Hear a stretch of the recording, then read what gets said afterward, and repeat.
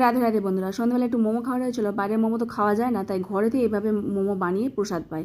আর এই যে ভেজিটেবলগুলো সব বানিয়ে নিয়েছি। ক্যাপসিকাম 2 রকমের ছিল, হলুদ আর লাল, কাঁচা লঙ্কা আর ধনেপাতা, আর এদিকে বাঁধাকপি সব বানিয়ে নিয়েছি। আর ময়দাটাও ময়াম দিয়ে মাখিয়ে রেখেছি। এখন ভেজিটেবলগুলো সব লবণ মাখিয়ে রেখে দিয়েছিলাম 5 মিনিট মতো। সেটাকে এখন চিপে চিপে জল বার করে নিয়েছি। তারপর এটার মধ্যে একটুখানি গোলমরিচ গুঁড়ো দিয়ে দিলাম। গোলমরিচ ঘরেই বানিয়ে রেখেছিলাম। তারপর প্রত্যেকটা লেচি ছোটো ছোটো বানিয়ে রেখেছি। লুচির মতো পাতলা পাতলা সাইজ করছি, আর নইলে বড় একটা রুটির মতো করে তার মধ্যে বাটিতে কেটে কেটে নেওয়া যায়। আমি লুচির মতোই ছোটো ছোটো করে বেললাম। তারপর পুর ভরে এরকম মোমোর সাইজ করে নিচ্ছি। 2 রকমের সাইজ করছি, একটা এরকম লম্বা মতো আর একটা গোল মতো, পুটুলি যেরকম হয় সেরকমভাবে প্রত্যেকটা মোমো বানিয়ে নিচ্ছি।